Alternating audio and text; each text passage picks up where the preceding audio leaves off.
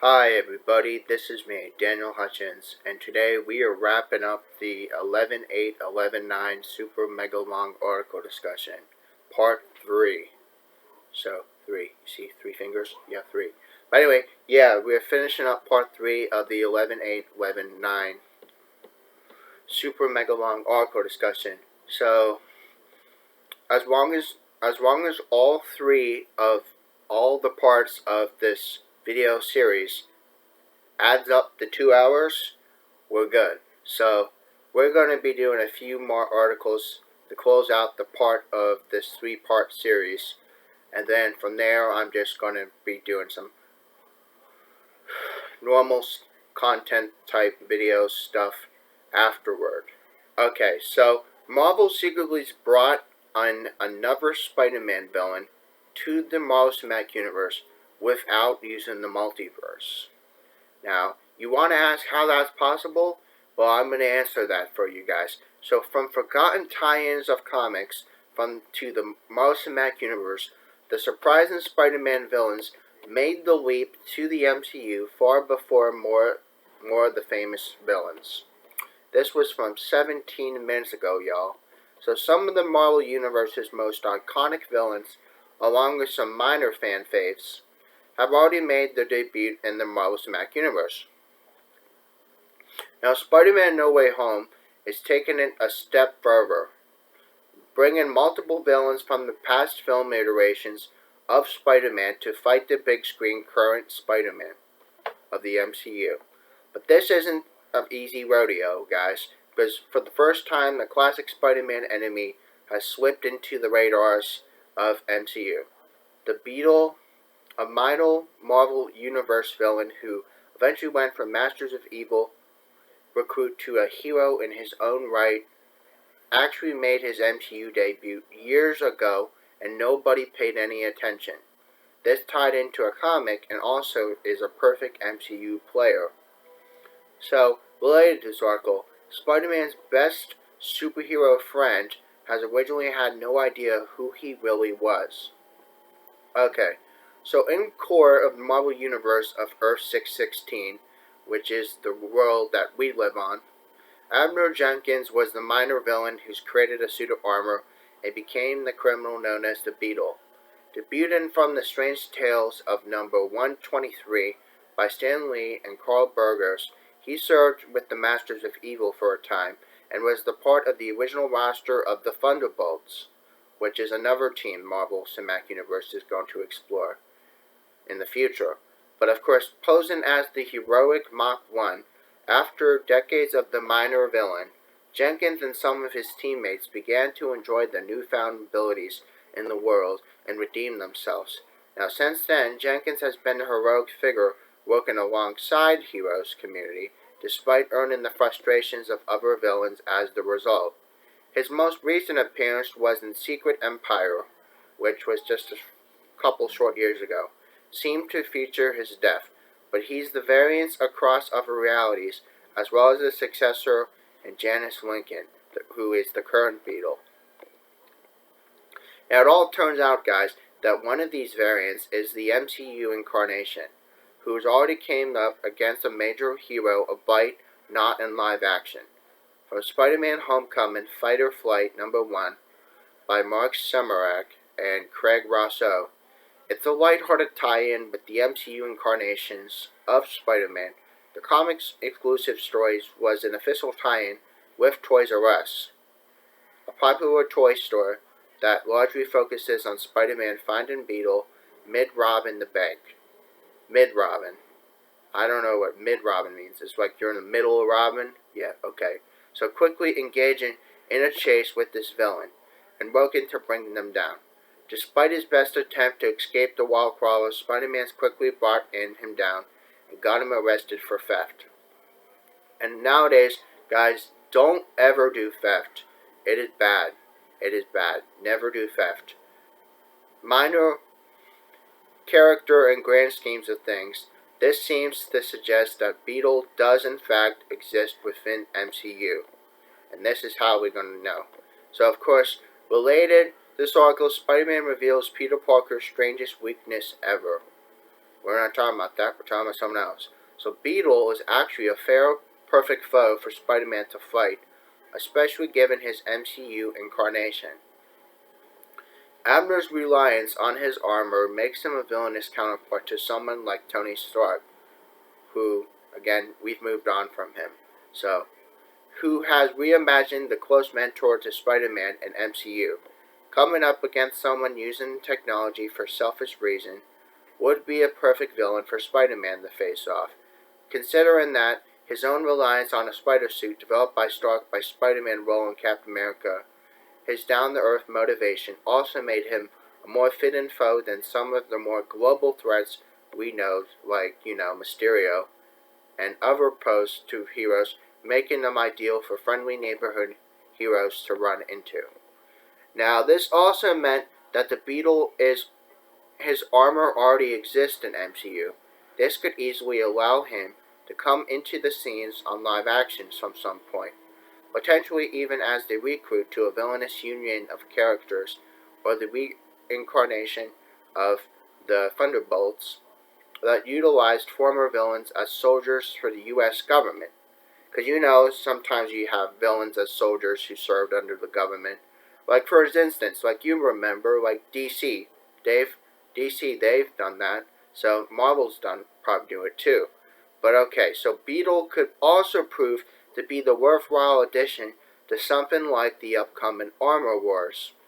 Now you remember there's going to be an Armor War series that's going to focus solely on the sole character War Machine, because the series could explore how Abner constructed his armor to make him one of the threats that Rhodey could confront, while cleaning up the mess left behind in the wake of Tony's demise.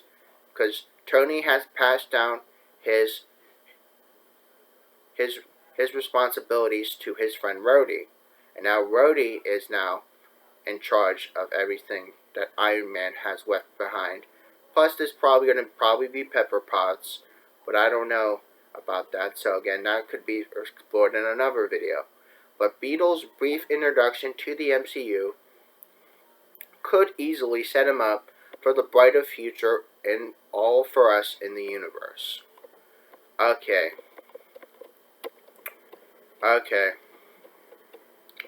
Next, we're talking about another Spider-Man article.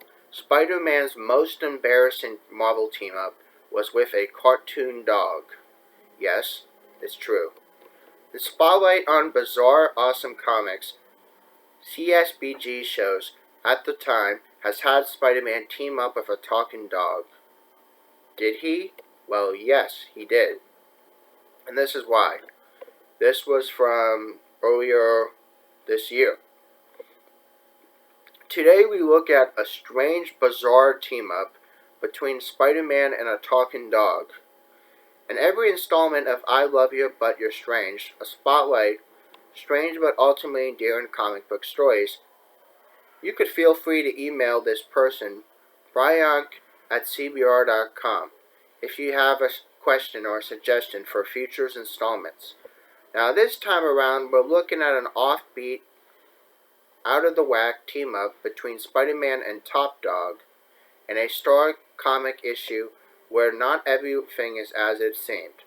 Now, some of these terms, I just used might be unfamiliar to you. Well, if Spider-Man is one of the terms then you don't know, I'm afraid I won't be able to help you there, but we'll fill you in. What is Star Comics? Okay, so the 1980s was a tough time for kids to orient their head around comic books, especially since newsstand markets have taken a big hit while direct markets were exploding with popularity. Now, the newsstands have always been a major place for kid comics, because newsstand markets were built around impulsive buyers, and obviously, while you're buying something on impulse control, you're most likely going to pick up one of the popular characters around. So the Disney comic books are extremely popular since everyone knew their characters. Over time, the Harvey comics also developed a number of their own hit characters as well, like Richie Rich, which is still popular today, which is a really big character from the 1970s. By the 1980s, though the market shifted made to a harder kids comic books to sell. Marvel, meanwhile, really wanted to try to break through with a children's book market and saw a kids comic book line as perfect avenue to acquire some top-notch children book license. You know, sign us with producing children's books and also make comic books starring your characters. Now, it did not really work out for Marvel, though. My pal Alex Grand has interviewed Jim Shooter. If you're familiar with Jim Shooter, yes. So Shooter noted that it was harder for Marvel to expect actually getting into children's book market. Well, I highly doubt that, but okay. So in any event, as part of this push or movement, it's also noted that the answer to the lack of kids comic options in the early 80s, the theory being that the kids comics get kids started on the comic book wagon, or comic book legacy, or hobby, should I say, and will then slowly rise the ladder to buy more older geared comic books like Marvel superhero lines of books. Marvel launched Star Comics, which was a short-lived company in 1984 with the famous man we know, Tom DeFalco, in charge of Star Comics in the 80s. Now, if you who are 80s babies probably remember there was the time where you had Star Comics. Okay, Star Comics. Star Comics, as Marvel creates the whole new realm of excitements and adventure. Star Comics. And there's actually a really retro photo down below. And I am going to save it for future references, because that's what I try to do when I see something cool. Okay, who or what was Top Dog? Okay, so among the main creators involved with Star Comics was Warner Kramer, Harvey Comics' most famous artist, basically the Dan DiCarlo of Harvey Comics. Kramer, as they say, created the number of titles for Star, including Top Dog with the writer Lenny Herman, The Secret Life of Top Dog, and of course, it is related and associated with Marvel back in 80s. And I'm saving that photo for reference as well. Okay. So the concept of Top Dog was that it worked as the secret government agent disguised with a trench coat. No one knew he was a dog. Before you decide to get out of the business, he would rather live the life of a stray dog than deal with the stuff anymore. Which meant that he couldn't go public with his secret either, because that would foil his top secret name, would be famous, and he would felt he was being famous, would mean that he would be experimented from. So luckily he befriends this young boy named Joey Jordan, who's agreed to keep Top Dog's, typo, it's not Todd Dogs, it's Top Dog's secret, and he moves in with Joey as his pet dog, with only the two of them knowing the truth about Top Dog. Okay, so how Top Dog has teamed up with Spider-Man. Now, okay, so Top Dog number 10 by George Carrigan, Kramer, Romita, and John D'Agostino had the brilliant notion cover and brilliant covers by Kramer and John Romita Sr. Now, you remember John Romita Sr. if you're a real hardcore Marvel fan. You would know who John Romita Sr. was. Given fact, he was a big, huge inspiration to Marvel as well, showing that Spider-Man and Top Dog both being embarrassed at teaming up with each other. And then it's really funny because it actually has Spider-Man carrying Top Dog as he's swinging out of a building in flame. And they both say, "How embarrassing! How embarrassing!" And that's what the gag was. It's pretty funny. The team up of the year. Can this be Spider-Man? Well, that's a good question. So one of Joey's friends, Danny Carter, had a father, Mark, who's recently opened up this comic book shop. But the problem that he's also a divorced single dad, with his new business taking a slope, so much of his time, and he doesn't get to devote much time to see his son.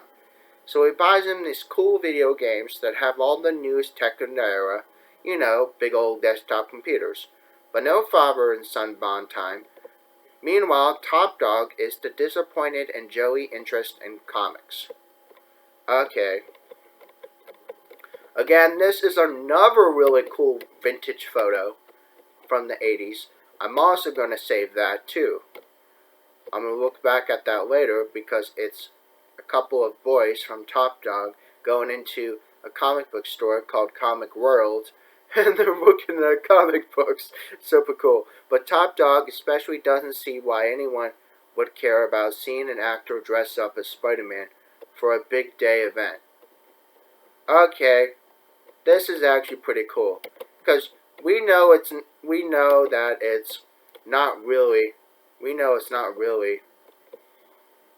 him, though, but we're just saying it's someone who's paid to act as Spider-Man. Okay, so I could always just find the photo or try to reload the photo later, because right now it's saying underneath my photocom it says failed network error. Well, I'm gonna have to. Well, I just bookmarked the article just a few seconds ago.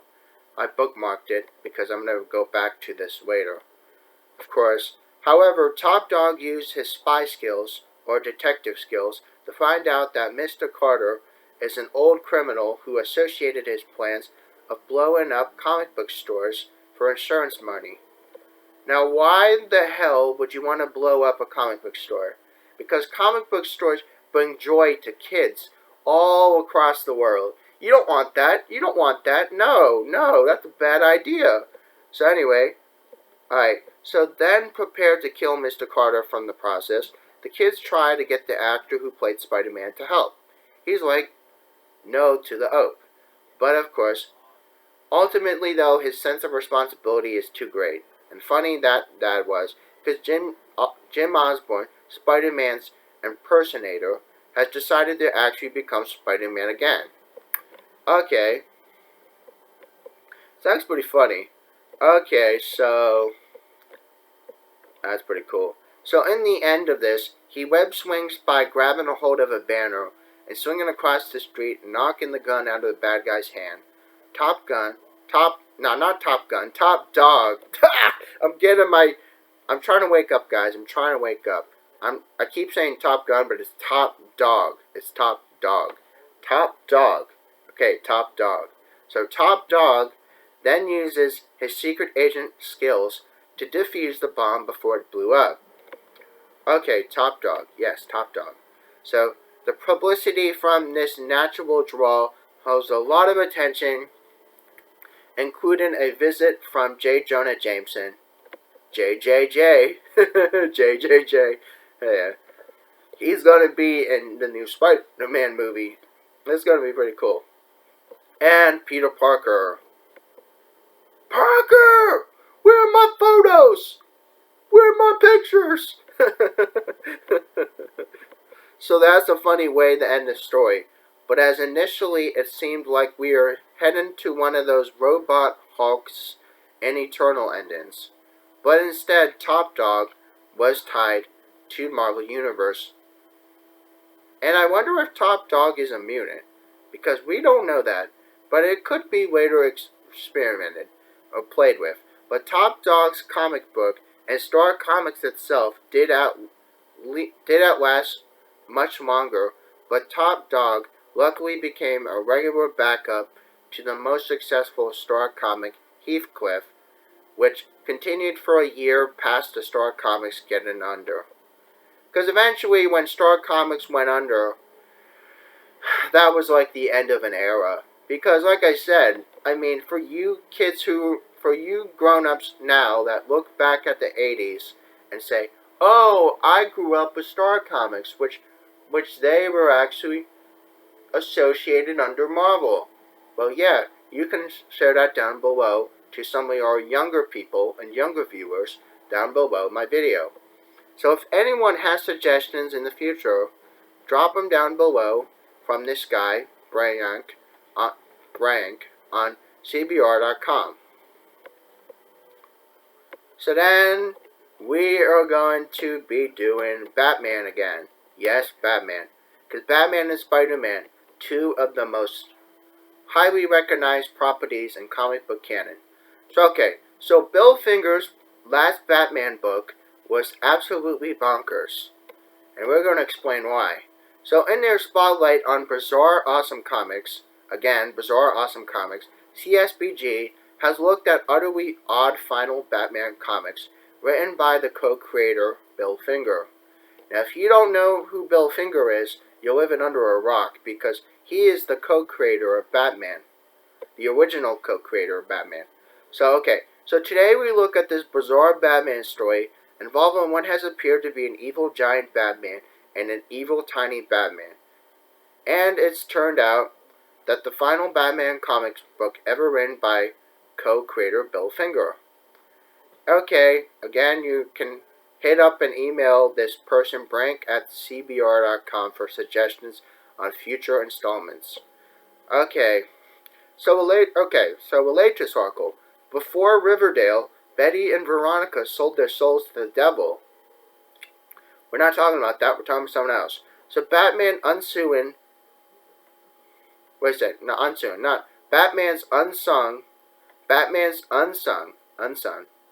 I said, I thought I saw an I, but it's Unsung. It's Batman's Unsung co-creator. So from an odd twist of history, Bill Finger is famous for the fact that he was not famous for many years. Our pal, Mark Tyro Nobleman, has spent years trying to help get Bill Finger some credit he deserved. So Warner Brothers eventually finally agreed to credit Bill Finger for his part from the creation of Batman. Wow, okay. So it's not the full credit he deserved, but Finger getting with credit alongside Batman and Bob Kane is still huge, even today for us we know.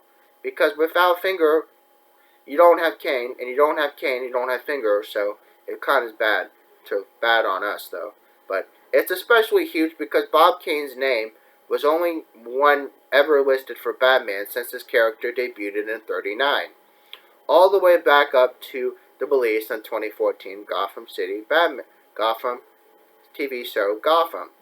Now with Bill Finger's credit has debuted, well, that week at least, I forget I've already appeared in a comic during the same time or the same week or in Gotham has made its official debut. Okay. That was a travesty, of course. Now, since Bill Fingers developed the character with Bob Kane and came up with the many aspects of the character that's helped make Batman such the success he is now, he also wrote Batman's first appearance in Detective Comics 27. Now, Finger has then went on to become the dominant force behind Batman from the next few decades, as he wrote the vast majority of Batman stories, even after Bob Kane's long given up his work on the strips. Now, we're fairly confident to say that Finger has came up with the origin of Batman in Detective Comics 33. Now, Gardner Fox wrote the main stories from that issue, but it's pretty sure noted that Finger wrote the origin two-pager that opened this issue. The Legend of Batman. Who is he, and how can he came to be? Well, that's pretty cool, because it's actually a page opener from Finger himself. That's pretty cool. Sorry. Finger was famous in the industry of his collection, or so-called gimmick books. These were notebooks he wrote his ideas in, just like I do. I have my thing I call my ideas books. But he would consult these gimmick books as ideas for comic book stories. How should character X get to situation? Oh, I know. I have the scenario that fits in my gimmick book. Just like he has a gimmick book, I have an ideas book. Stuff like that. It's simple though. But he was so well known for it that his contemporary writer, Gardner Fox, once created the Green Lantern villain named William Hand, who has fought Green Lantern using the gimmick book as well. Okay, The Great Batman Shakeup of '64. Okay. While Finger has steadily wrote for Batman throughout the 40s and 50s, his editor went from Vin Sullivan to Whitney Ellsworth to Mort Reisner to Jack Schiff. Now, Jack Schiff was in charge of Batman titles for a long time, and the longest, of course. For some point in 1940 through 1964, obviously Schiff and Finger had this strong working relationship, as though professional and worker. Of course, as shown as by Finger written in the book, constantly during Schiff's editorial tenure. However, Sagan's sales to DC's making the move from the 60s, bringing the editor Julius Schwartz and star artist Carmine Infantino to the series in 1964. Schwartz had amusingly did not know that Bob Kane did not like people crediting Finger, and so on. So Schwartz's first issue, he had credited Finger for writing most of Batman's adventures over the previous 2 decades. Now it's about time that people recognize Finger is a creator of Batman, because it's very, very important to credit him too. Because, like I said, and I'm just saving up this picture that has a letter or a editorial. You know how like Marvel books back then had, comic books back then, like Marvel books, they had editorial letters or fan letters at the end? Well, DC's done the similar thing. Okay, so Kane must not have read this column, as he's apparently never freaked out like he did from 1965 when Jerry Bales wrote an article from this Batman fanzine, or fan mag, about Finger co-creating Batman with quotes from Finger. In any such event, when Schwartz took over the Batman books, he brought in these writers from other series, Green Lantern and The Flash. Gardner Fox, who is another name we know, and John Broome has started writing the books as well, and Finger's assignments went down according to what they say. But honestly, we don't know why he stopped writing these series, period, though. But of course, it's worth noting that Finger had a writing partner, Charles Sinclair. He would write screenplays with the side when Sinclair's main gig was this magazine editor, and Finger's main gig was writing Batman comic books through the 50s and the 60s. Now, the two started getting more assignments from Warner Brothers TV in the mid-60s, and they branched into low-budget science fiction magazines, or movies. Of course, low-budget science fiction mags and movies were pretty underlooked during the time in the 50s and 60s especially, because for you guys who are 60s babies, who probably remember low-budget sci-fis, have comments or anything, leave them down below my video. Of course, plus, Finger had this gig writing for the Army Pictorial Center in 1969. So, we imagine it was a combination of Schwartz having his guys, another one of Schwartz's colleagues, Robert Kanier, who came onto board with this brief run of Batman right after Finger's last issue. Now, Finger, having other assignments, has led to Finger just no longer doing his stories anymore after 1965, Batman's 177.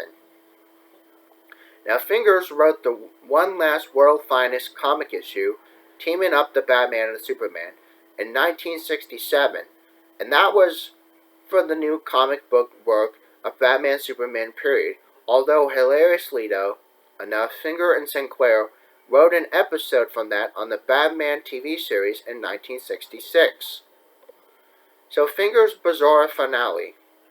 Okay, so Finger's last time though was quite of a doozy, as they say.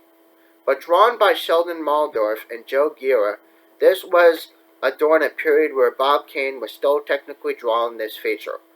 But of course, Waldorf was drawing stories that were credited to Kane.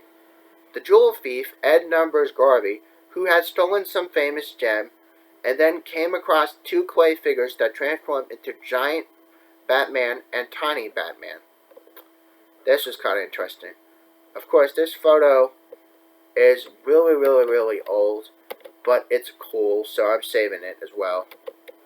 So, like I said, when you see cool stuff, you want to take grabs and saving it to your folders. But of course, these new beings are helpful for a group of criminals, but there's the catch.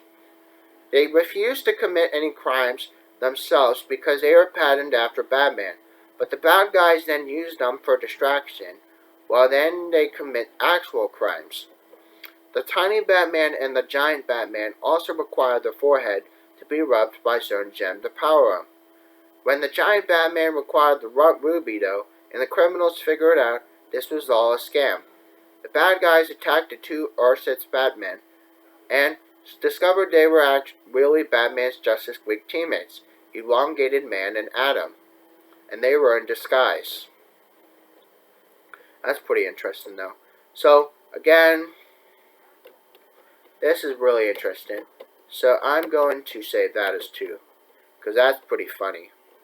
Alright, so anyway, it was an elaborate plan to get the villain to rub the jewels on their foreheads, which was coated with special radioactive dye that could have been used to discover where the thieves had hidden the jewels.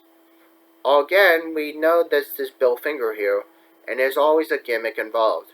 Since the rouse was discovered so early, though Batman was stuck without knowing where this crook had kept his last gem. But then Batman figured out that the numbers Gary was hiding the gems and things with number on them. Okay.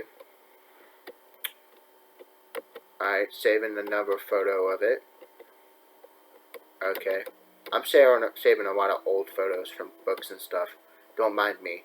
But okay, so there is quite a final story for Bill Finger, though. If anyone has suggestions, leave them to brink@cbr.com. Okay, so again, let me know what you guys thought about this interesting vintage stuff history, should I say. About a Top Dog and Bill Finger and all that. Let me know what your thoughts are. I like to see if you guys want me to do kind of cool nostalgic type of stuff again. I know CBR is the one place that has everything. So let me know if you want to see more nostalgic history uncovered on my channel. If you guys get a chance, please hit that thumbs up button. Let me know what your thoughts were. This was just a quick 30 plus minutes of content I want to share, y'all. So again, have an awesome day, and there's going to be more. So again, hope you guys have been enjoying my channel, because like I said, I've been trying to get better at trying to get some more content for y'all. So alright, see you guys in the next video. Bye.